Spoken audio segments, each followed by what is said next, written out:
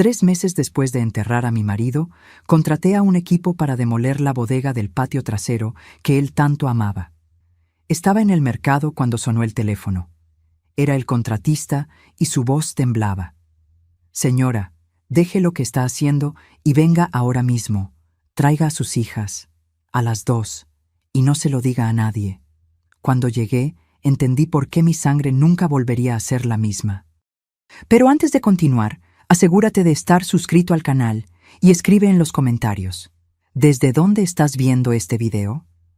La llamada llegó un martes cualquiera de marzo, mientras elegía naranjas en la sección de frutería. 3 meses y 11 días desde que enterré a Daniel. 3 meses y 11 días desde que mi vida se partió a la mitad, dejando solo el eco de lo que solía ser. Yo tenía 58 años y me sentía de 80. El luto tiene ese poder. Nos envejece por dentro primero, corroyendo la vitalidad hasta que incluso elegir fruta parece una tarea hercúlea. Estaba ahí, sosteniendo una naranja, cuando el celular vibró en el bolsillo de mi saco. Roberto Silva. El nombre del contratista parpadeó en la pantalla. Se me revolvió el estómago instantáneamente. Roberto era un hombre tranquilo, metódico, del tipo que nunca llamaba sin motivo. Lo contraté hace 2 semanas para finalmente demoler la bodega del fondo. Aquella construcción fea que Daniel insistió en mantener en pie por 25 años, alegando que algún día la usaría para algo. Contesté al tercer timbre. Doña Beatriz, su voz sonaba extraña, tensa. «Señora, necesita venir para acá, ahora mismo». Mi corazón se aceleró. ¿Pasó algo? ¿Algún accidente? No, señora, nadie salió herido. Una pausa demasiado larga. Pero encontramos algo que... Usted necesita ver personalmente. ¿Qué tipo de cosa? Lo escuché respirar profundo del otro lado de la línea.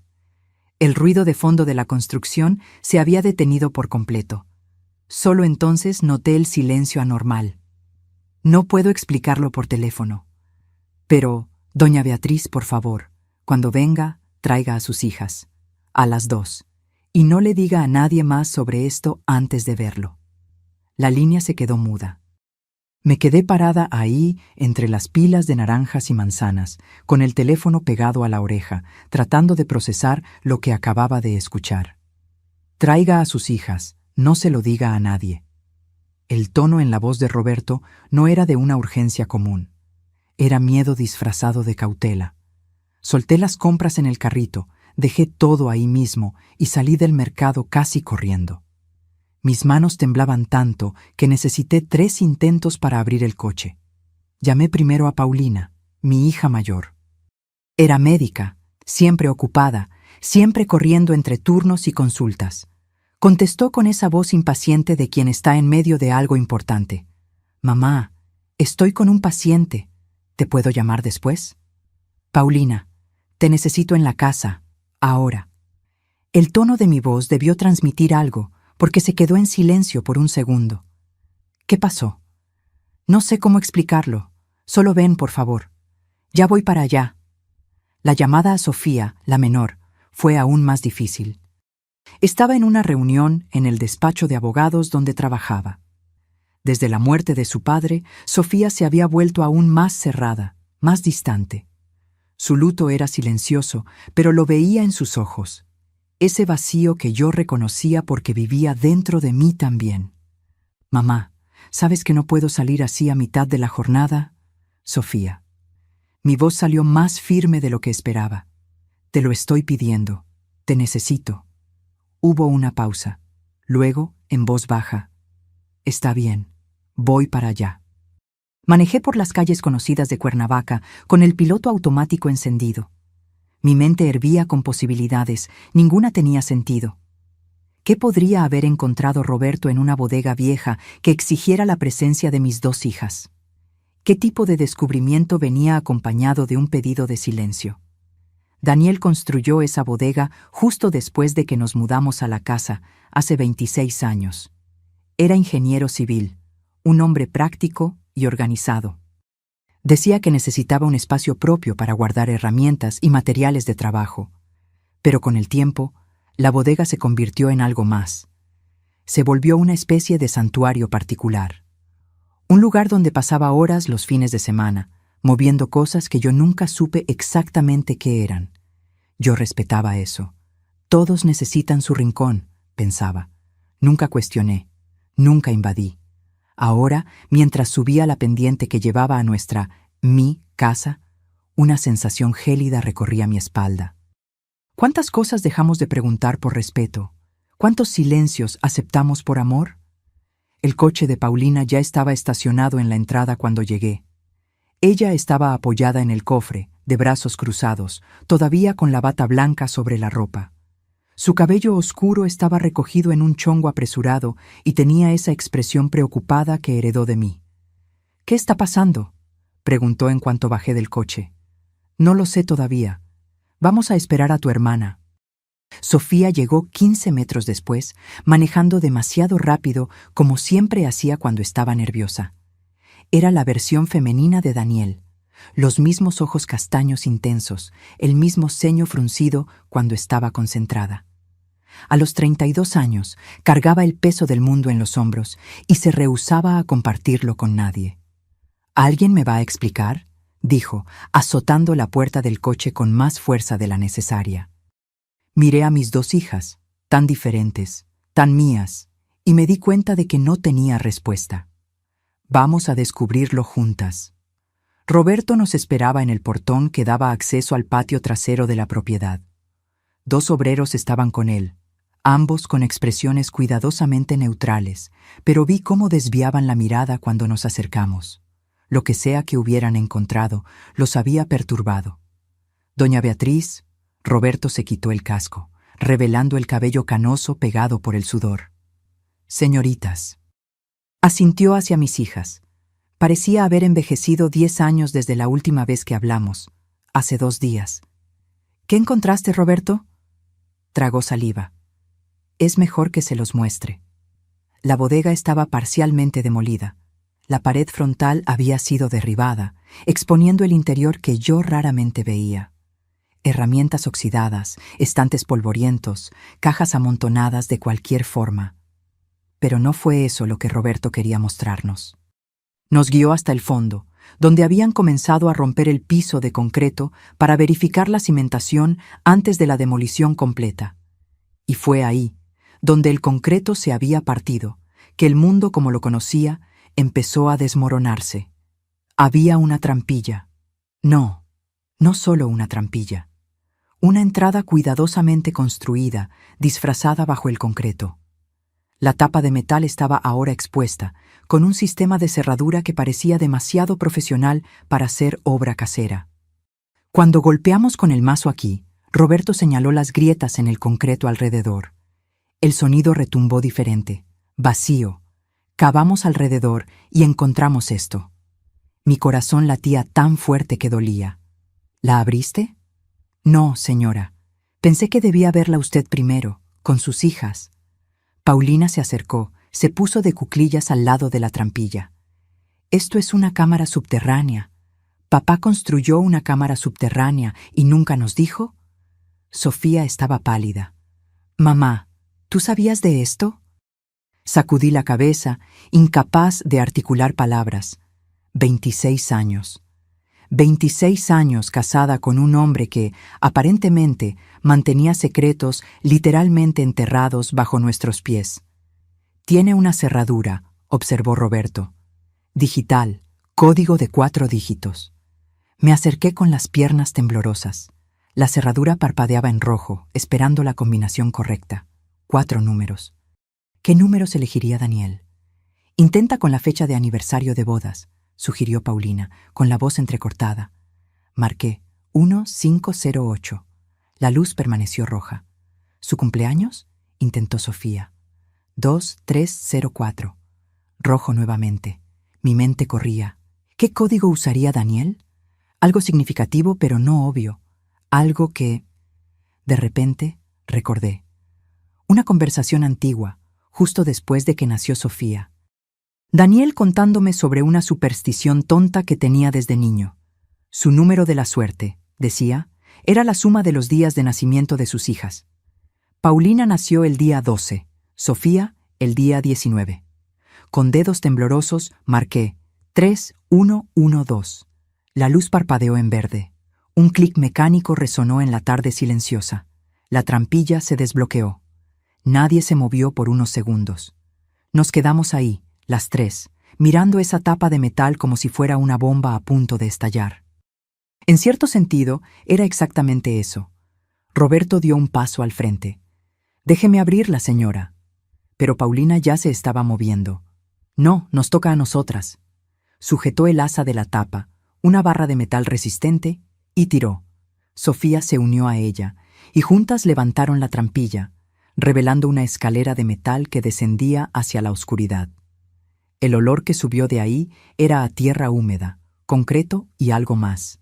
Papel viejo, tal vez. Electrónica. Un olor a espacio cerrado por mucho tiempo. Roberto encendió una linterna potente y apuntó hacia abajo. La luz reveló una escalera firme, bien construida, bajando unos 3 metros. En el fondo, el haz de luz iluminó lo que parecía ser un piso de concreto limpio. «Hay luz allá abajo», murmuró Roberto, señalando un interruptor fijado en la pared interna, justo al inicio del descenso. Paulina bajó primero. Siempre fue la valiente, la que enfrentaba las cosas de frente. Sofía vaciló. Me miró con una expresión que no veía desde que era niña. Miedo puro. Tomé su mano y bajé junto con ella. El espacio allá abajo era sorprendentemente grande. Debía tener unos 40 metros cuadrados, con una altura de casi 2,5 metros. Las paredes eran de concreto reforzado, el piso estaba impecable y el aire circulaba. Había un sistema de ventilación funcionando. Pero no fue la estructura lo que nos dejó mudas, fue el contenido. A lo largo de una pared entera, archivos. Decenas de archiveros metálicos, del tipo usado en oficinas, todos cuidadosamente etiquetados. En la pared opuesta, un escritorio con 3 monitores de computadora, todos apagados, pero claramente conectados a alguna fuente de energía. Cables organizados, equipos que parecían caros, profesionales. Y en el centro de la sala, una mesa grande cubierta con mapas, documentos, fotografías. «Dios mío», susurró Paulina acercándose a la mesa. «¿Qué es todo esto?» Tomé una de las fotografías. Mostraba a un hombre que no reconocí, entrando a un edificio. La foto tenía fecha y hora impresas en la esquina. Hace 3 años. Tomé otra. El mismo hombre, hablando con alguien en un estacionamiento. Otra. Documentos financieros. Estados de cuenta bancarios con valores resaltados en amarillo. Paulina abrió uno de los archiveros. Dentro, carpetas organizadas alfabéticamente, cada una con un nombre en la etiqueta. Sacó una al azar. «Augusto Herrera», leyó en voz alta. Abrió la carpeta. Su rostro palideció. «Estos son investigaciones. ¿Papá estaba investigando personas?» Sofía ya estaba en la mesa con las computadoras, examinando los equipos. «Esto no es de aficionados, mamá. Son equipos profesionales, software de análisis forense, sistemas de encriptación». Su voz se fue apagando. Papá no era solo ingeniero, estaba haciendo otra cosa, algo mucho más complejo. Me acerqué a los archiveros, con el corazón martilleando en el pecho. Jalé un cajón al azar y empecé a leer los nombres en las carpetas. Algunos los reconocía: empresarios locales, políticos, personas que veíamos ocasionalmente en eventos sociales. Otros eran completamente desconocidos. Abrí una carpeta con el nombre Marco Antonio Silva. Dentro, fotografías de él con una mujer que claramente no era su esposa, recibos de hoteles, registros de llamadas telefónicas. Y encima de todo, una nota con la letra de Daniel. Iniciado en 2015. Pagos mensuales. Caso cerrado. 2018. Pagos mensuales. La palabra se repetía en mi cabeza como una campana fúnebre. «Mamá». La voz de Paulina sonaba extraña. «Hay una carpeta aquí con el nombre de la familia de Sofía». Sofía se congeló. «¿Qué?» Paulina sostenía una carpeta marcada como Familia Mesa. El apellido del esposo de Sofía, o mejor dicho, ex esposo. Se divorciaron hace 2 años, un proceso amargo que dejó a Sofía devastada. Con manos temblorosas, Sofía tomó la carpeta. La abrió. Allá adentro, documentos probando que Ricardo, su ex, mantenía una cuenta bancaria secreta en las Islas Caimán. Pruebas de desvío de fondos de la empresa donde trabajaba. Y más, registros de una relación extramarital que venía ocurriendo desde hace años, desde antes del matrimonio con Sofía. «Papá sabía», susurró Sofía, las lágrimas empezando a brotar. «Él sabía todo y nunca me lo dijo». «Tal vez quería protegerte», dijo Paulina, pero su voz sonaba incierta. «¿Protegerme?». La voz de Sofía subió de tono. «Estuve casada con ese hombre por 8 años. 8 años, Paulina. Y papá tenía todas estas pruebas y nunca dijo nada». Tomé la carpeta de sus manos, me obligué a leer. En el fondo había una nota de Daniel, fechada 6 meses antes de su muerte. Información entregada a ese discretamente, esperando su decisión. Miré a Sofía. «Recibiste documentos anónimos sobre Ricardo, ¿verdad? ¿Así fue como descubriste lo de la cuenta en el extranjero?». Ella asintió lentamente, secándose las lágrimas. «Llegaron por correo. Pensé que era alguien de su empresa, algún colega con remordimiento. Pero era papá. Él te dio las herramientas para liberarte», dijo Paulina suavemente. A su manera retorcida, pero lo hizo. Continuamos explorando. Cada archivo revelaba una nueva capa de una vida que nunca conocí. Daniel no era solo un ingeniero civil respetado. Era... ¿qué? ¿Un investigador privado? ¿Un chantajista? ¿Un vigilante? Encontré registros financieros en una caja fuerte empotrada en la pared. El código era el mismo que el de la trampilla. Dentro, comprobantes de transferencias, todas muy bien documentadas. Cantidades considerables entrando en cuentas que yo desconocía. Y saliendo también donaciones a instituciones de beneficencia, becas de estudio anónimas, pagos a personas necesitadas. ¿Le robaba a unos para darle a otros?, murmuré, tratando de darle sentido a todo aquello. «No era robo», dijo Paulina, estudiando uno de los documentos. «Mira aquí. Acuerdo de protección». Él lo llamaba protección, no chantaje. Pero la línea entre las dos cosas era demasiado delgada para mi comodidad. Fue Sofía quien encontró la computadora principal. No estaba con las otras en la mesa, estaba escondida dentro de un armario, conectada a un sistema de energía independiente. La encendió y la pantalla pidió una contraseña. «¿Alguien tiene idea?», preguntó. Pensé. Daniel y sus contraseñas. Era metódico, pero también sentimental de maneras extrañas. Intenté algunas combinaciones obvias. Todas fallaron. Entonces recordé algo que solía decir cuando las niñas eran pequeñas y hacían preguntas difíciles. La verdad siempre encuentra su camino. Escribí: «La verdad encuentra». La pantalla parpadeó y se abrió. Lo que encontramos en la computadora cambió todo nuevamente. Carpetas y más carpetas de información, organizadas con el mismo cuidado meticuloso que Daniel aplicaba a todo en su vida. Pero había una carpeta diferente a las otras, marcada simplemente como «Emergencia para Beatriz». Hice clic con los dedos helados. Era un video, fechado 2 semanas antes de la muerte de Daniel. Le di al play. El rostro de mi marido llenó la pantalla. Parecía cansado, más viejo de lo que recordaba. Tenía esa expresión que yo reconocía, cuando estaba a punto de decirme algo difícil. «Beatriz», su voz grabada resonó en la sala subterránea. Sentí las lágrimas quemar antes de siquiera caer. «Si estás viendo esto, significa que pasó lo que temía, y significa que encontraste este lugar, probablemente con nuestras hijas». En la pantalla, Daniel suspiró profundamente. «Necesito que entiendas algo antes de juzgar lo que hice.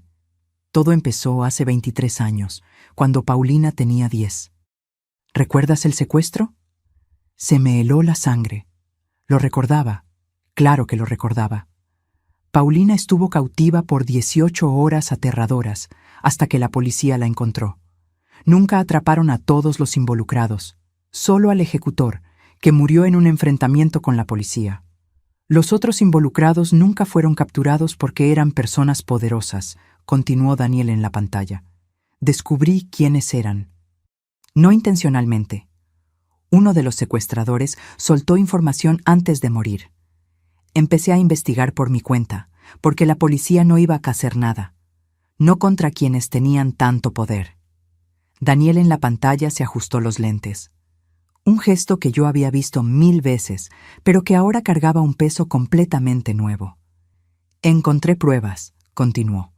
Pruebas suficientes para destruir a 3 familias poderosas de esta ciudad. Y me di cuenta de que tenía una opción: entregar todo a la policía y ver a esas personas usar su influencia para escapar, o usar esa información de otra forma. Hizo una pausa, mirando directamente a la cámara. Directamente a mí. Elegí protegerte, proteger a nuestras hijas. Usé la información para garantizar que esas personas nunca más pudieran tocarnos, y funcionó. Durante 23 años las mantuve seguras. Sofía soltó un sonido ahogado a mi lado. Paulina tenía la mano sobre la boca. Pero no me detuve ahí, admitió Daniel, y por primera vez vi algo parecido a la vergüenza cruzar su rostro. Una vez que entendí cómo obtener información, cómo documentar secretos, me di cuenta de que podía hacer más. Podía ayudar a otras personas. Aquella mujer que era golpeada por su marido, pero no tenía pruebas para el divorcio, conseguí las pruebas para ella. El empresario que estaba siendo extorsionado por un socio corrupto, le di lo que necesitaba para liberarse. Se inclinó más cerca de la cámara. Pero sí, Beatriz, cobré por mi trabajo. Cobré bien. Y usé ese dinero para hacer lo que la ley no hace: redistribuir. Le quité a los que robaban y se lo di a quienes lo necesitaban. Financié tratamientos médicos, pagué deudas de personas honestas en apuros, les di a niños pobres la oportunidad de estudiar. Mi cabeza daba vueltas. Robin Hood. Mi marido creía que era una especie de Robin Hood moderno. Sé lo que estás pensando, dijo Daniel, como si pudiera leer mi mente a través del tiempo, que no tenía derecho a decidir quién merecía justicia y quién merecía castigo. Tienes razón, pero lo hice de todos modos, porque el sistema le falló a nuestra familia una vez, y no confiaba en que no fallara de nuevo. La pantalla tembló cuando cambió de posición. Si estás viendo esto, probablemente estoy muerto, y si estoy muerto, hay una buena posibilidad de que no haya sido natural. Sentí que el suelo se movía bajo mis pies. Paulina me sostuvo del brazo. Hace 3 semanas recibí una amenaza. Alguien descubrió lo que hacía. Alguien que tiene mucho que perder si todo se expone. Me dieron a elegir: entregar todos los archivos y desaparecer, o enfrentar las consecuencias. Daniel sonrió, pero fue una sonrisa triste. No los voy a entregar. No voy a dejar que años de trabajo caigan en manos equivocadas. Así que, si estás viendo esto... Dejó el pensamiento en el aire. No necesitaba completarlo. Hay un archivo específico que es peligroso, continuó Daniel. Está marcado como primordial. No lo abras todavía, no hasta que estés absolutamente segura de que estás protegida. Porque ese archivo menciona nombres, personas poderosas, peligrosas, y si saben que tienes acceso a él, harán cualquier cosa para silenciarte. Mi corazón latía tan rápido que dolía. ¿Dónde está ese archivo? Como respondiendo a mi pregunta, Daniel en la pantalla dijo: el archivo está encriptado en una memoria USB dentro de la caja fuerte. La contraseña es algo que solo tú sabes, Beatriz. La respuesta a la pregunta que me hiciste en nuestro primer viaje juntos cuando nos perdimos en Guanajuato. ¿Te acuerdas? Me acordaba. Teníamos 22 años, saliendo apenas desde hacía 3 meses. Nos perdimos por completo en los callejones históricos, muriendo de risa por nuestra propia incompetencia. Yo pregunté: ¿a qué le tienes más miedo en el mundo? Él respondió sin dudarlo: a no poder proteger a quienes amo. Hay una cosa más. Daniel en la pantalla me miró directamente de nuevo, y sus ojos estaban húmedos. Beatriz, Eres la persona más fuerte que conozco, más fuerte que yo. Sé que descubrir todo esto te va a lastimar, te va a hacer cuestionar cada momento que pasamos juntos. Pero necesito que sepas, cada decisión que tomé, cada acción que ejecuté, fue porque te amé. Te amé a ti y a nuestras hijas más que a mi propia vida. Se inclinó para apagar la grabación, pero se detuvo. ¿Y Beatriz? Si vienen por ti, no tengas miedo de usar todo lo que está aquí, toda la información, toda la prueba. Protege a nuestras hijas de la forma en que yo las protegí, incluso si eso significa convertirte en algo que nunca imaginaste ser. La pantalla se puso negra. Nos quedamos en silencio en la sala subterránea, el peso de las palabras de Daniel colgando sobre nosotras como una nube de tormenta a punto de estallar. Fue Sofía quien rompió el silencio. Lo asesinaron. No fue una pregunta. Recordé el día. Daniel salió a una reunión matutina con un cliente. Regresó a casa a la hora de la comida, quejándose de un dolor en el pecho. «Debe ser acidez», dijo. «Desayuné de más». 2 horas después, estaba muerto. «Infarto fulminante», dijeron los médicos. «Pasa». Especialmente en hombres de 59 años con historial familiar de problemas cardíacos. Pero, ¿y si no hubiera sido natural? ¿Y si alguien hubiera encontrado la manera? Necesitamos abrir el archivo primordial, dijo Paulina. Necesitamos saber contra quién nos enfrentamos. Papá dijo que no lo abriéramos, argumentó Sofía. Dijo que era peligroso. Sofía, él está muerto. La voz de Paulina subió, resonando en las paredes de concreto. Si alguien lo mató, no se van a quedar quietos. Van a ir tras quien sea que tenga acceso a esta información, tras nosotras. Tenía razón. Yo sabía que tenía razón, pero la idea de abrir ese archivo, de ver lo que fuera que hubiera ahí dentro, me aterraba de una forma que no podía explicar. «Vámonos con calma», dije, sorprendida por la firmeza de mi propia voz. «Primero, necesitamos entender qué más hay aquí. Después decidimos sobre el archivo». Pasamos las siguientes horas catalogando. Roberto y sus hombres se fueron después de que se lo pedí. Cuantas menos personas supieran de ese lugar, mejor. Las 3 nos quedamos ahí, leyendo archivo tras archivo, reconstruyendo pieza por pieza la vida secreta de Daniel. Encontramos casos que nos dejaron sin palabras. Un maestro acusado falsamente de abuso por padres ricos, cuyo hijo había reprobado. Daniel probó la mentira y salvó la carrera del hombre. Una enfermera que robaba medicamentos, no para venderlos, sino para tratar a su madre con cáncer que no tenía seguro. Daniel pagó el tratamiento anónimamente y ayudó a la mujer a conseguir ayuda adecuada en lugar de exponerla. Pero también encontramos cosas perturbadoras. Registros de personas a las que Daniel extorsionó por cantidades absurdas. Un empresario que desviaba fondos públicos. Un médico que falsificaba dictámenes para defraudar seguros. Daniel no solo recolectaba pruebas, cobraba mensualmente por su silencio. «Era un vigilante», murmuró Paulina, leyendo un archivo particularmente denso. «Un vigilante con su propio código moral». «Era un criminal», corrigió Sofía, pero su voz no tenía convicción. «¿Verdad? El chantaje es un delito». Miré a mis hijas. Era ambas cosas, y ninguna. Era un hombre que vio al sistema fallarle a su familia y decidió crear su propio sistema de justicia. «Y murió por eso», dijo Sofía en voz baja. Era casi medianoche cuando finalmente decidimos abrir la caja fuerte y tomar la memoria USB. La contraseña que mencionó Daniel resonaba en mi cabeza. No poder proteger a quienes amo. Escribí letra por letra en la interfaz de seguridad de la computadora principal. No poder proteger. La memoria apareció en la pantalla. Un solo archivo. Primordial.pdf. Mi dedo sobrevoló el ratón. Una vez que abriera eso, no habría vuelta atrás. Sabríamos a quién temía Daniel, quién posiblemente lo mató. Y probablemente nos convertiríamos en blancos también. «Mamá», dijo Paulina suavemente, «necesitamos saber». El archivo se abrió lentamente. como si la propia computadora dudara en revelar su contenido. Cuando la primera página finalmente apareció, sentí que el aire se escapaba de mis pulmones.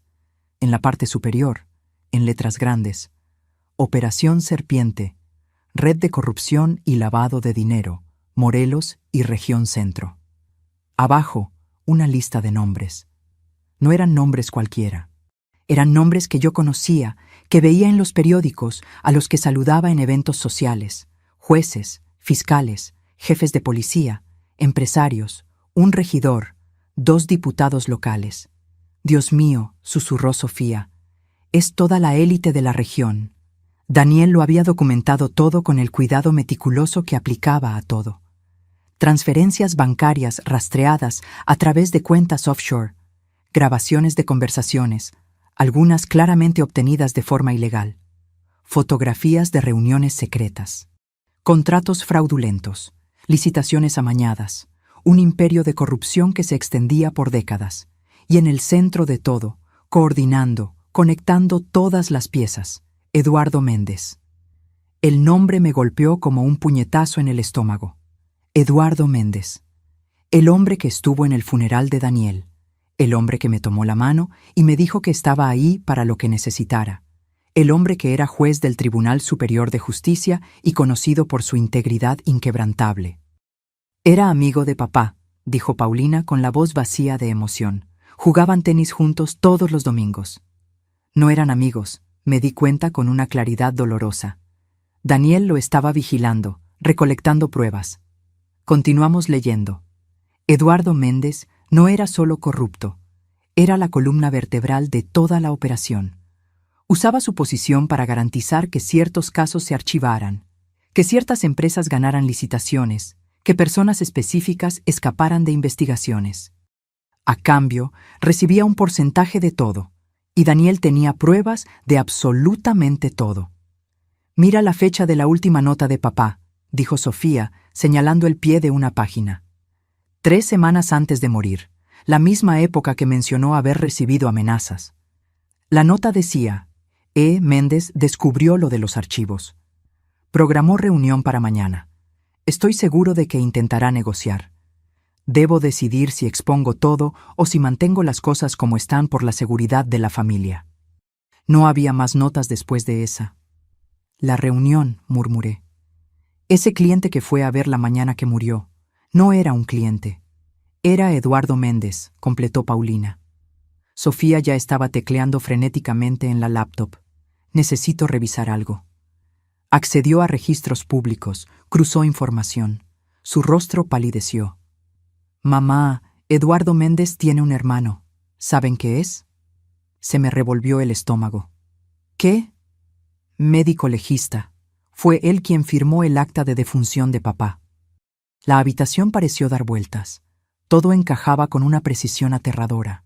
La reunión matutina, el supuesto cliente, Daniel regresando a casa quejándose de dolor, el ataque cardíaco súbito, un legista corrupto firmando el acta sin hacer demasiadas preguntas.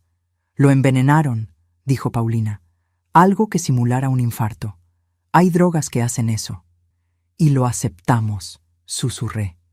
Aceptamos la explicación porque era conveniente, porque tenía sentido, porque nunca imaginamos que nuestra mamá estaba casada con un hombre que recolectaba secretos sobre las personas más poderosas de la región.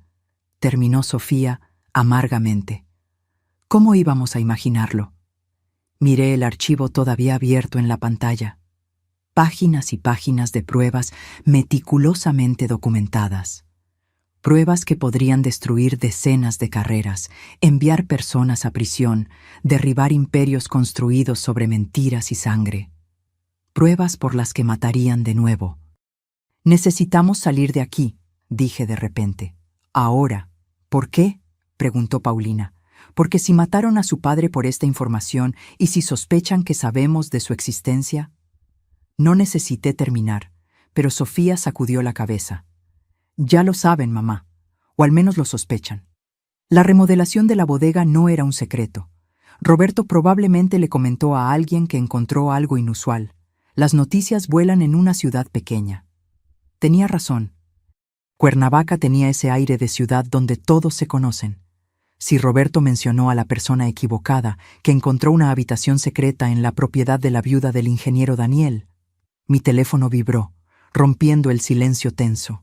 Un número desconocido. Mi corazón se aceleró. «No contestes», dijo Paulina rápidamente, pero yo ya estaba presionando el botón de aceptar. Algún instinto me decía que debía hacerlo. ¿Beatriz Carballo?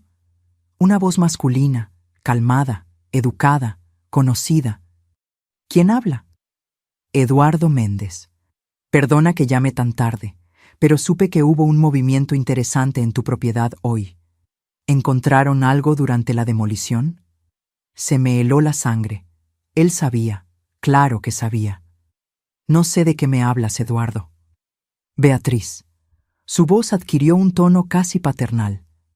Sé que Daniel guardaba algunos archivos que podrían ser malinterpretados por personas que no entendieran el contexto. Si encontraron algo así, sería prudente hablar conmigo antes de hacer cualquier cosa precipitada. ¿Por qué haría eso? Porque Daniel era mi amigo, y porque sé que a él no le gustaría que nada malo les pasara a ti o a tus hijas por culpa de información obsoleta y potencialmente peligrosa. La amenaza velada era clara. Miré a Paulina y a Sofía. Vi el miedo en sus ojos reflejando el mío. Voy a pensarlo, dije cuidadosamente. Piénsalo rápido, Beatriz. Algunas personas son menos pacientes que yo. La llamada se cortó. Me quedé parada, sosteniendo el teléfono, sintiendo el peso de cada palabra no dicha. Eduardo Méndez acababa de darme un plazo. ¿Un plazo para qué? Exactamente, no lo sabía. ¿Para entregar los archivos? ¿Para desaparecer? ¿Para morir silenciosamente como Daniel? Necesitamos hacer copias, dijo Sofía de repente. De todo, y guardarlas en lugares diferentes. ¿Y después? Preguntó Paulina. ¿Qué hacemos con esto? Miré el archivo primordial todavía abierto en la pantalla. A los nombres de personas que habían construido fortunas sobre la corrupción. A las pruebas que Daniel pasó años acumulando, pruebas por las que dio la vida. Después, dije, sorprendiéndome a mí misma con la firmeza de mi voz, hacemos exactamente lo que su padre haría. Usamos esto para protegernos. Pasamos el resto de la noche copiando archivos. Sofía tenía conocimientos técnicos. Creó múltiples copias en memorias USB encriptadas, almacenó versiones en la nube a través de redes que juraba eran seguras. Paulina catalogó todo en papel, creando un índice que nos permitiría encontrar rápidamente cualquier información específica. Yo leí cada archivo, cada nota, cada fragmento de evidencia que Daniel había reunido, y con cada página conocía a mi marido un poco más y un poco menos. El hombre que me besaba cada mañana antes de irse a trabajar. El hombre que lloró cuando nació Paulina. El hombre que le enseñó a Sofía a andar en bicicleta con una paciencia infinita. Ese hombre era real. Pero también era real el hombre que extorsionaba a empresarios corruptos, que grababa conversaciones privadas sin consentimiento, que usaba información personal como arma, que decidió solo quién merecía castigo y quién merecía protección. Ambos eran Daniel, y yo tenía que aceptar eso. Eran casi las 4 de la mañana cuando terminamos. Teníamos 6 copias completas de los archivos, cada una guardada en un lugar diferente, algunas con abogados de confianza en otras ciudades, una en una caja de seguridad bancaria, una con una colega de Paulina que ni siquiera sabía lo que estaba guardando. ¿Y ahora?, preguntó Sofía, exhausta. Miré a mis hijas. Paulina tenía ojeras profundas, pero sus ojos estaban alerta, decididos. Sofía parecía haber envejecido 10 años en una noche, pero había una fuerza en ella que no veía hacía mucho tiempo. Ahora, dije, vamos a casa a dormir un poco. Mañana le haremos una visita a Eduardo Méndez. Mamá, ¿te volviste loca? Paulina se levantó. Literalmente te amenazó hace unas horas. Exactamente. Y necesita entender que no somos blancos fáciles, que tenemos todo lo que tenía su padre, y más. que si algo nos pasa a cualquiera de nosotras, todo saldrá a la luz inmediatamente. Destrucción mutua asegurada, murmuró Sofía. Como hacía papá, asentí. Como hacía papá. Dormí 3 horas. Soñé con Daniel, pero no era el Daniel que yo conocía. En el sueño, estaba en esa sala subterránea, rodeado de archivos, y cuando se volteaba hacia mí, su rostro estaba cubierto por sombras que yo no podía disipar. Desperté con el sol saliendo, bañando la habitación en una luz dorada que parecía cruel en su normalidad. ¿Cómo podía el mundo estar tan común, tan tranquilo, cuando todo dentro de mí estaba destrozado? Tomé un baño largo, dejando que el agua caliente se llevara parte de la tensión de los hombros. Elegí la ropa con cuidado, un conjunto sobrio, profesional. Necesitaba parecer en control, aunque por dentro estuviera aterrorizada. Paulina y Sofía llegaron a las 9. Habíamos acordado que iríamos juntas. La unión hace la fuerza, dijo Paulina. Y protección, añadió Sofía. Es más difícil hacer desaparecer a 3 mujeres que a una. La oficina de Eduardo Méndez estaba en el centro histórico, en una casona colonial bellamente restaurada.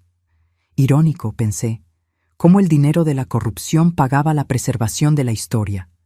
La secretaria pareció sorprendida con nuestra llegada sin previo aviso.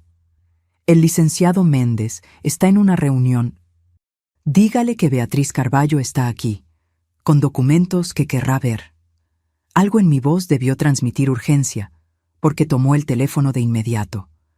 2 minutos después, éramos conducidas a su oficina. Eduardo Méndez se levantó de detrás de su escritorio de caoba maciza. A los 65 años, era un hombre distinguido, cabello canoso perfectamente peinado, traje impecable. El tipo de hombre que inspiraba confianza instantánea. El tipo de hombre que usaba esa confianza para robar. Beatriz extendió la mano. No se la estreché. Su sonrisa falló por una fracción de segundo. ¿Y sus hijas? ¡Qué agradable sorpresa! Podemos ahorrarnos las cortesías, dije. ¿Sabes por qué estamos aquí? Señaló las sillas. Por favor, siéntense. Nos quedamos de pie. Eduardo suspiró, regresó a su silla. Muy bien, vamos directo al grano. Encontraron los archivos de Daniel, y ahora creen que tienen poder. No lo creemos, dijo Sofía, con la voz cortante. Lo tenemos. El poder es una cosa interesante. Eduardo juntó las manos sobre el escritorio. Puede proteger, pero también puede destruir a quien lo posee. Daniel lo aprendió de la manera difícil. Tú lo mataste. No fue una pregunta. Eduardo no lo negó ni lo confirmó. Solo me miró con esos ojos calmados, midiendo, calculando. Daniel tomó decisiones que lo pusieron en una posición insostenible. Tenía información sobre personas que preferirían que esa información permaneciera privada. Y cuando amenazó con hacerla pública, personas como tú, interrumpió Paulina. Como muchas personas, corrigió Eduardo suavemente. Personas con recursos, personas que no dudarían en proteger sus intereses. ¿Nos estás amenazando?, pregunté. Estoy ofreciendo perspectiva. Se reclinó en la silla. Beatriz, son 3 mujeres inteligentes. Ciertamente entienden que no pueden simplemente exponer esta información sin consecuencias. Las personas mencionadas en esos archivos tienen familias, carreras, reputaciones, y algunas tienen muy poco que perder si deciden que la amenaza que ustedes representan necesita ser neutralizada. El aire en la habitación parecía haberse vuelto más pesado. Sofía se movió ligeramente, posicionándose entre Eduardo y yo. Paulina mantenía una postura rígida, pero vi sus manos temblar levemente.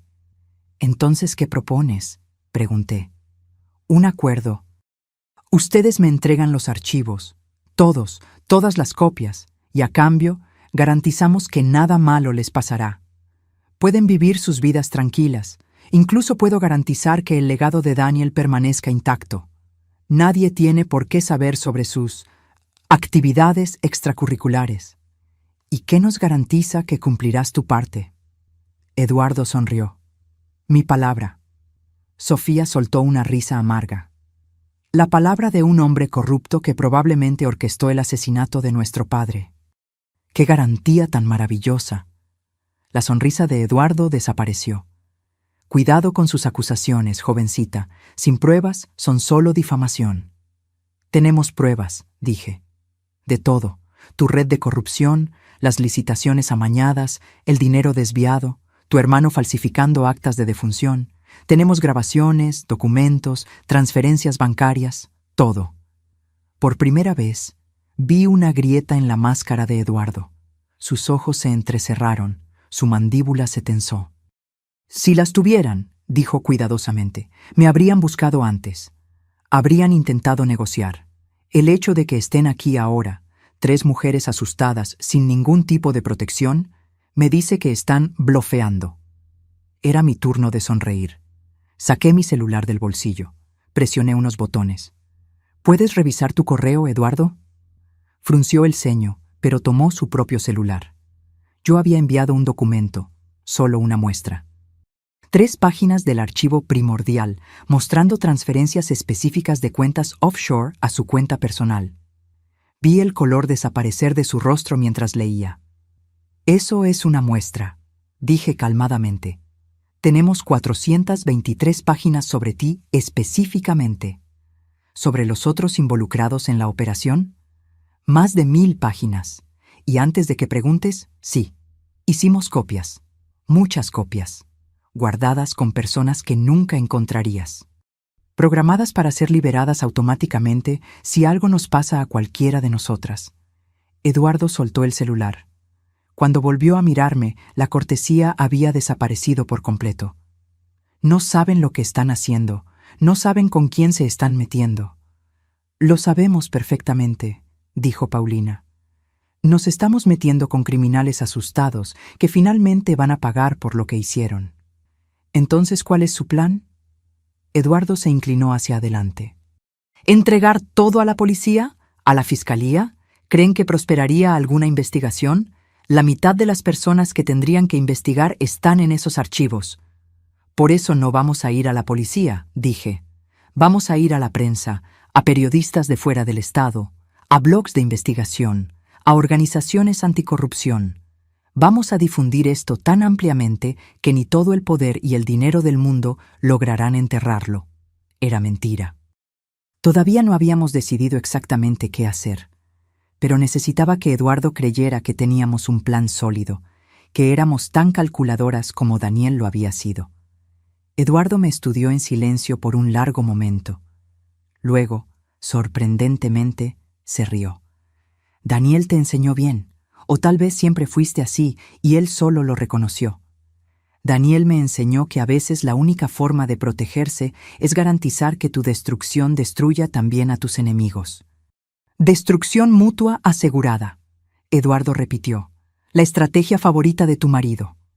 Se levantó, caminó hacia la ventana, miró la calle allá abajo. Muy bien, tienen mi atención. ¿Qué quieren? Queremos que nos dejen en paz. Dije simplemente. Queremos vivir nuestras vidas sin mirar por encima del hombro, sin preocuparnos por si seremos la próxima víctima de un ataque cardíaco súbito. ¿Y a cambio? A cambio, los archivos se quedan donde están, guardados, seguros y en silencio. A menos que alguien decida que somos una amenaza, entonces todo sale a la luz. Eduardo volvió al escritorio, apoyó las manos en él. ¿Y cuánto tiempo creen que durará este equilibrio? ¿1 año? ¿5? ¿10?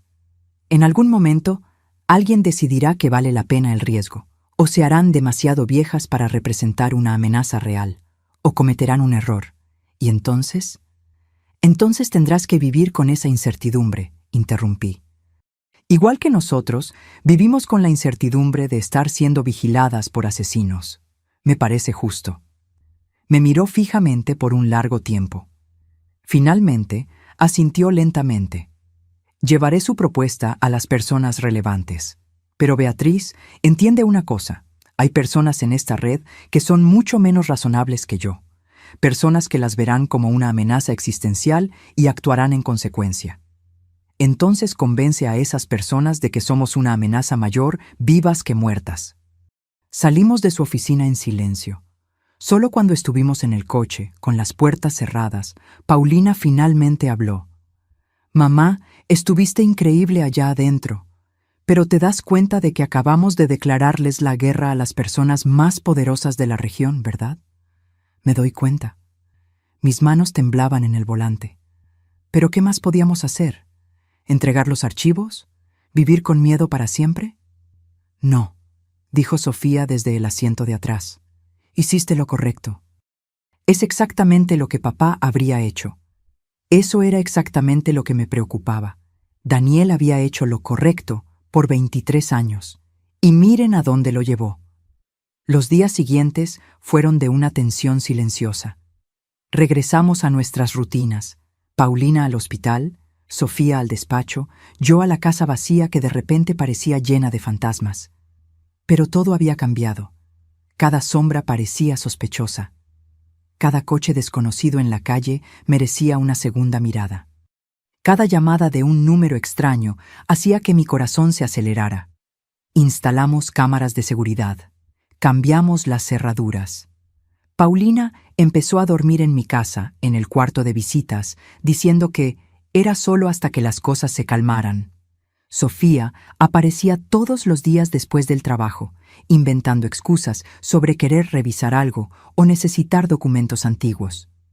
Ninguna de nosotras mencionaba el miedo que compartíamos, pero estaba ahí, como un cuarto habitante invisible en cada habitación. Fue un jueves, 6 días después de nuestra reunión con Eduardo, cuando la situación cambió.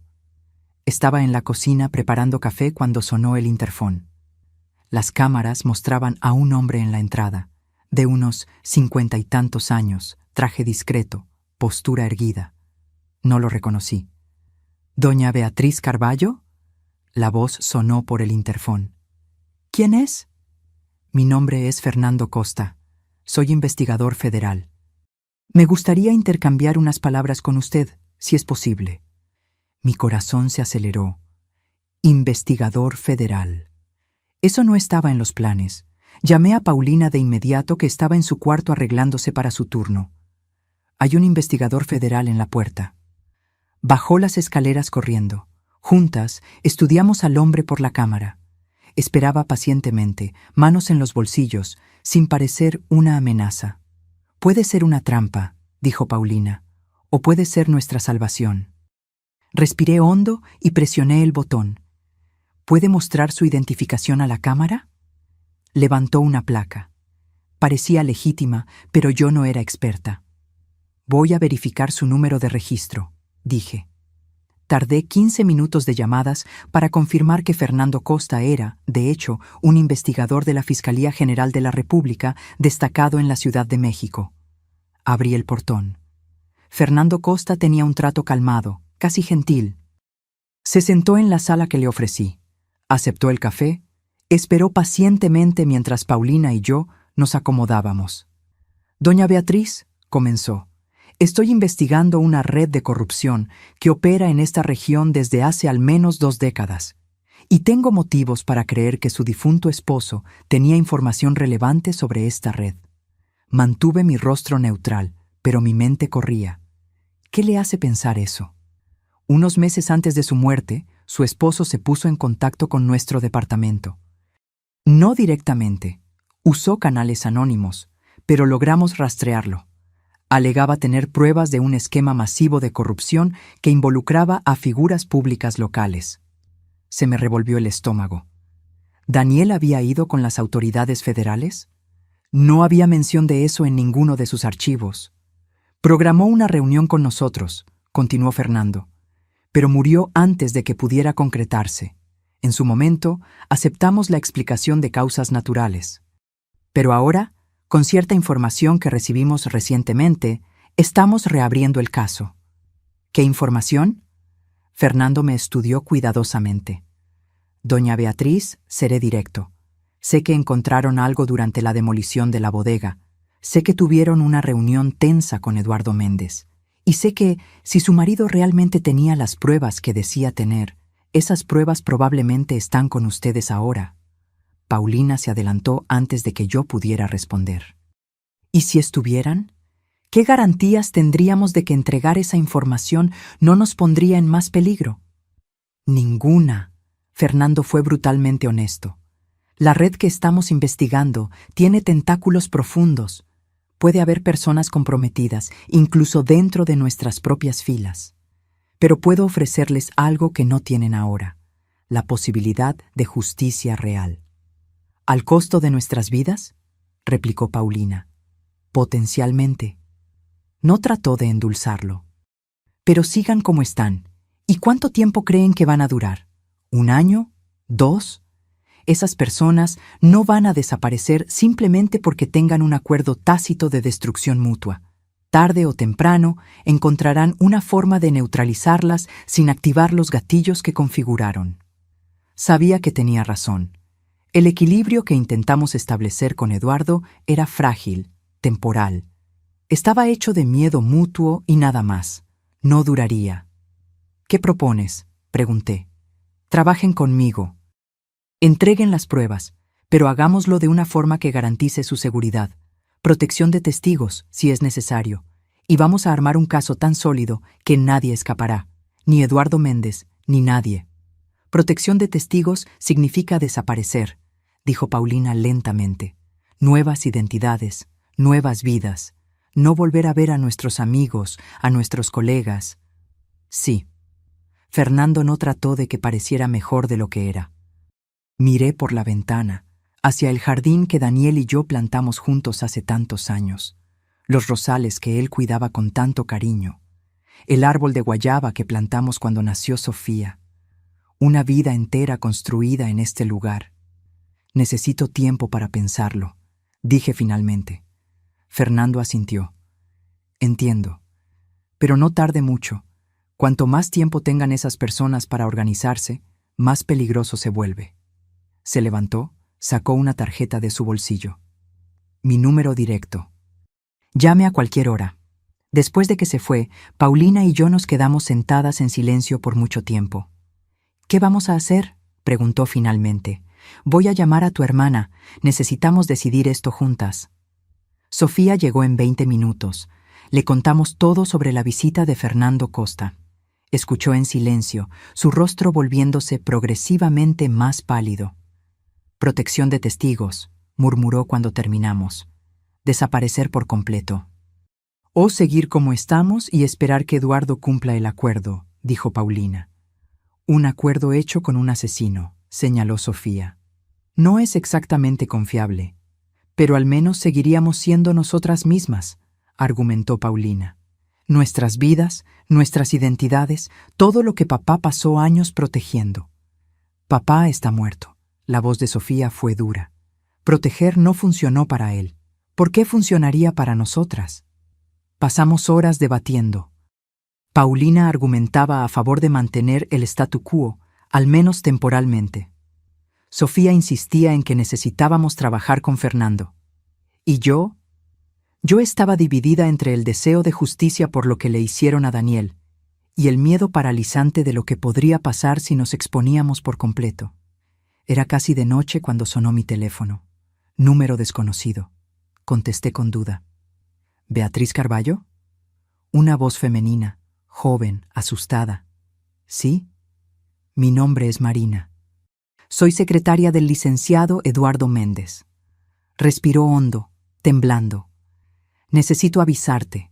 Hay una reunión ocurriendo ahora mismo, en su oficina, con personas malas, y tu nombre fue mencionado, muchas veces. Se me heló la sangre. ¿Qué están planeando? No sé los detalles, pero escuché al licenciado Méndez decir que el problema debe resolverse antes de que se salga completamente de control. Y otra persona, no reconocí la voz, dijo que los accidentes pasan. Especialmente a mujeres que manejan solas de noche. El teléfono casi se me cae de la mano. ¿Por qué me estás contando esto? Porque el licenciado Méndez mató a mi padre. Su voz se quebró. Hace 5 años. Falsificó un proceso. Destruyó su reputación. Lo llevó al suicidio. Y yo no puedo hacer nada porque no tengo pruebas. Pero tú sí. Tú tienes pruebas de todo lo que hizo. Así que, por favor, úsalas. Destrúyelo, por mí, por mi padre, por todas las personas a las que ese monstruo lastimó. La llamada se cortó. Miré a mis hijas. Cambio de planes. Vamos a trabajar con Fernando Costa. Llamé a Fernando esa misma noche.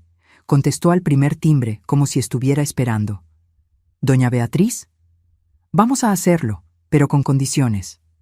Programamos una reunión para el día siguiente en un lugar neutro, una cafetería en Tepoztlán, lejos de Cuernavaca, lejos de ojos conocidos. Fernando llegó con una colega, una investigadora llamada Patricia, que tenía ojos afilados y un trato directo al hablar. Pasamos 6 horas en esa cafetería, yéndonos solo cuando el dueño empezó a dar señales de que quería cerrar. Mostramos muestras de los archivos, cuidadosamente seleccionadas, nada que comprometiera nuestro poder de negociación por completo, pero lo suficiente para probar que teníamos exactamente lo que decíamos tener. Fernando se puso pálido mientras leía. Patricia silbó bajo. Esto es más grande de lo que imaginábamos. ¿Cuántas personas están involucradas?, preguntó Fernando. Directamente, 47, dijo Sofía, que se había memorizado los números. Indirectamente, si contamos a todos los que se beneficiaron o facilitaron de alguna forma, más de 100. Dios mío. Y todos ellos van a querer que desaparezcamos, añadí. Por eso nuestras condiciones no son negociables. Protección total, las 24 horas, hasta que esas personas estén tras las rejas. Y garantías de que los archivos se usarán adecuadamente, no se archivarán ni se manipularán. Fernando y Patricia intercambiaron miradas. Vamos a necesitar involucrar a la Fiscalía Especializada en Combate a la Corrupción, dijo él, y probablemente crear un grupo de tarea específico. Esto es demasiado grande para manejarse localmente. ¿Cuánto tiempo?, preguntó Paulina. ¿Para montar el operativo?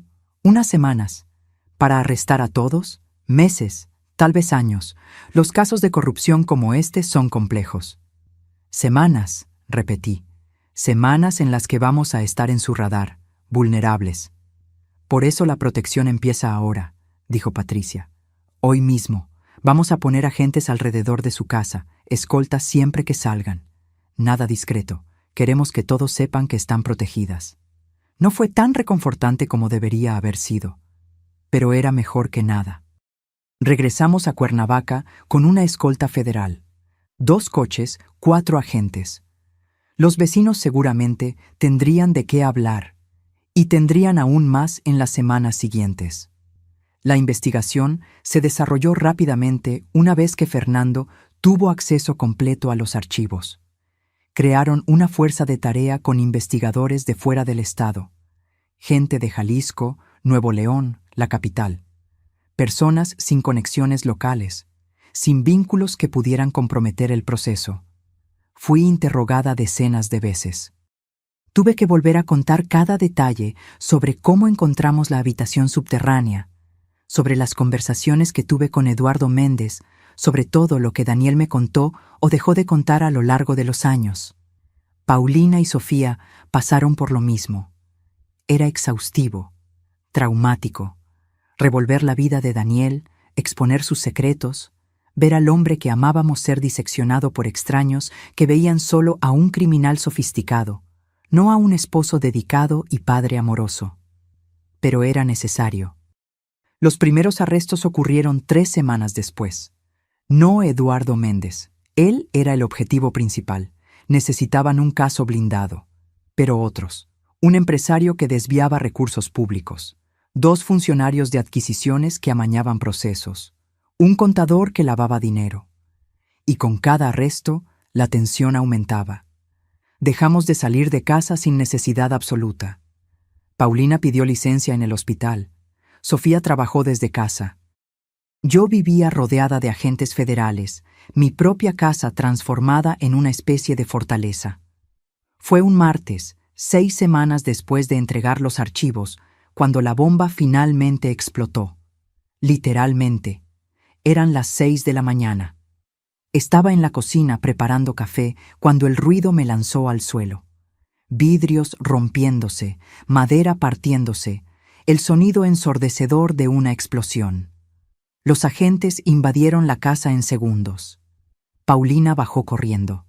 Sofía gritaba desde su habitación.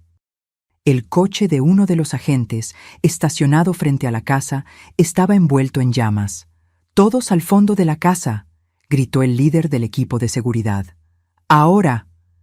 Nos amontonamos en el baño más interno mientras los agentes registraban la propiedad. Minutos después, que parecieron horas, llegó la señal de que todo estaba despejado. El coche bomba estaba claramente dirigido a los agentes, no a nosotras. Un mensaje, un aviso. Podemos llegar a ustedes cuando queramos. Fernando llegó en 30 minutos, furioso. Se acabó. Se van a una casa de seguridad, hoy mismo. No, dije. Parpadeó. ¿Cómo que no? Si nos vamos ahora, ellos ganan. Nos asustaron, nos hicieron correr y se van a sentir más confiados. Miré por la ventana el coche que aún humeaba. No, nos quedamos, pero aceleramos el proceso. ¿Cuánto falta para que arresten a Eduardo Méndez? La orden se está preparando. 2 días, tal vez 3. Entonces, en 2 días, esto se acaba. Me volteé hacia él. Y hasta entonces, ustedes doblan la seguridad. Si quieren guerra, tendrán guerra. Paulina me miró como si nunca me hubiera visto antes. «Mamá, ¿estás segura?». No estaba segura de nada. Estaba aterrorizada, pero también estaba harta. Harta de esconderme, de vivir con miedo, de dejar que hombres como Eduardo Méndez controlaran mi vida igual que controlaron la de Daniel. Absolutamente, mentí. Las siguientes 48 horas fueron las más largas de mi vida. La casa parecía un búnker militar. Agentes en cada rincón. Cámaras por todas partes. Patrullajes constantes. Y entonces, finalmente, en la mañana del jueves, Fernando llamó. Arrestamos a Eduardo Méndez hace 1 hora, y a otros 6 junto con él. El operativo fue un éxito completo. Sentí que mis rodillas flaqueaban. Paulina me sostuvo. Sofía soltó un sollozo.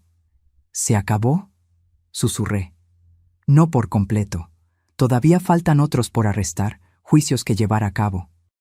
Pero la columna vertebral de la red se rompió. El resto se va a desmoronar. Se acabó. No del todo, pero lo suficiente. Lo suficiente para respirar. Los meses siguientes fueron un torbellino de audiencias, declaraciones, titulares. La Operación Serpiente, como la prensa empezó a llamarla, dominó las noticias por semanas. Cuernavaca estaba en el centro de uno de los mayores escándalos de corrupción de la década. Y yo estaba en el centro de todo. Querían convertirme en heroína, la viuda valiente que expuso la corrupción. Pero no me sentía como una heroína. Me ponía exhausta, destruida y reconstruida tantas veces que apenas reconocía a la mujer que me devolvía la mirada en el espejo. Eduardo Méndez fue condenado a 23 años de prisión. Su hermano, el legista, confesó haber falsificado el acta de defunción de Daniel a cambio de una reducción de pena. Confirmó que Daniel fue envenenado, una droga específica que simula un ataque cardíaco y se descompone rápidamente en el cuerpo. Justicia. Daniel finalmente tuvo justicia, pero eso no lo trajo de vuelta. Decidimos vender la casa. Demasiados recuerdos malos ahora, encimándose a los buenos. Paulina compró un departamento en Guadalajara, cerca de un hospital donde consiguió una plaza. Sofía se mudó a la Ciudad de México, empezó de cero en un despacho especializado en derechos civiles. Y yo me quedé con un departamento más pequeño en Tepoztlán, en un edificio discreto donde nadie me reconoce, o al menos fingen no reconocerme, lo que es casi igual de bueno. Todavía tengo copias de los archivos de Daniel, guardadas como él habría querido, pero no puedo verlas sin sentir una mezcla compleja de emociones.